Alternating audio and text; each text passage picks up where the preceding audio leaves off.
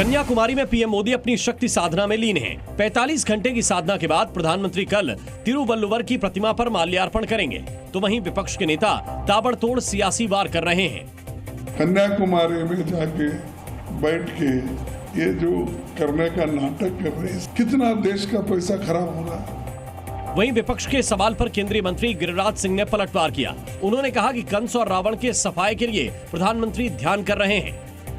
आज कंस और रावण की सफाया के लिए नरेंद्र मोदी आ चुके हैं।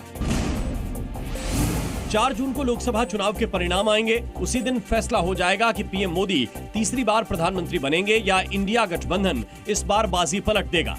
लेकिन उससे पहले इंडिया गठबंधन एक बार फिर मंथन करने कल दिल्ली में जुटेगा और चुनाव में अपने प्रदर्शन की समीक्षा करेगा। सूत्रों के मुताबिक इस बैठक में गठबंधन छोड़ चुके साथियों को वापस लाने की कोशिश होगी। साथ ही विपक्ष की तरफ से पीएम चेहरे पर मंथन किया जाएगा। विपक्ष की इस बैठक से पहले एक बार फिर फारूक अब्दुल्ला ने पाकिस्तान से बातचीत की वकालत की। उन्होंने कहा कि इंडिया ब्लॉक की सरकार आई तो पाकिस्तान से बातचीत होगी।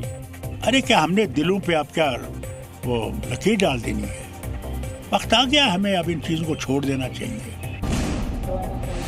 लोकसभा चुनाव के आखिरी चरण के लिए कल वोटिंग होनी है। कल सुबह 7 बजे से मतदान होगा, जिसके लिए पोलिंग पार्टियां अपने अपने बूथ पर पहुंच गई हैं। 7वें चरण में 8 राज्यों की 57 सीटों पर वोट डाले जाएंगे।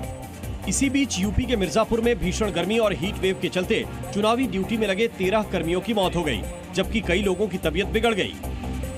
वहीं सोनभद्र में भी भीषण गर्मी से 2 मतदान कर्मियों की मौत हो गई। कई कर्मी अस्पताल में भर्ती हैं, तो रायबरेली में स्ट्रांग रूम में ड्यूटी कर रहे दरोगा की मौत से हड़कंप मच गया।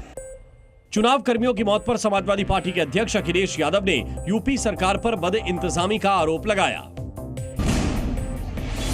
दिल्ली में भीषण गर्मी के बीच पानी की किल्लत से आम लोगों की परेशानी बढ़ गई है।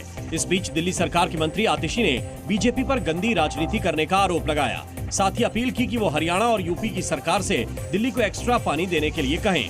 तो मैं तो भारतीय जनता पार्टी के दिल्ली वाले परेशान हैं, तो आप अपनी हरियाणा सरकार को, आप अपनी उत्तर प्रदेश की सरकार को कहें कि मात्र 1 महीने के लिए, जब तक दिल्ली में मॉनसून नहीं आ जाता, तो दिल्ली को कुछ एक्स्ट्रा पानी जरूर। आम आदमी पार्टी के आरोपों को दिल्ली के एलजी वीके सक्सेना ने झूठा बताया और कहा कि दिल्ली सरकार अपनी नाकामी दूसरों पर थोप रही है।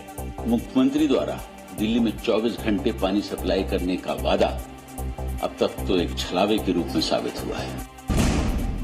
कर्नाटक में यौन शोषण के आरोपी प्रज्वल रेवन्ना को आज कोर्ट में पेश किया गया। सुनवाई के बाद कोर्ट ने रेवन्ना को 6 दिन की पुलिस कस्टडी में भेज दिया। पुलिस अब इस मामले में 6 जून तक रेवन्ना से पूछताछ करेगी। 38 दिनों के बाद प्रज्वल रेवन्ना बीती रात भारत लौटे, जहां एसआईटी की टीम ने बेंगलुरु एयरपोर्ट से ही गिरफ्तार कर लिया। रेवन्ना 26 अप्रैल को वोटिंग के बाद जर्मनी भाग गए थे। भारत आने से पहले प्रज्वल ने सेशंस कोर्ट में अग्रिम जमानत याचिका भी लगाई थी, जिसे कोर्ट ने खारिज कर दिया था। जानकारी के मुताबिक एसआईटी ने प्रज्वल की मां भवानी रेवन्ना से पूछताछ के लिए भी नोटिस जारी किया है। जी न्यूज़।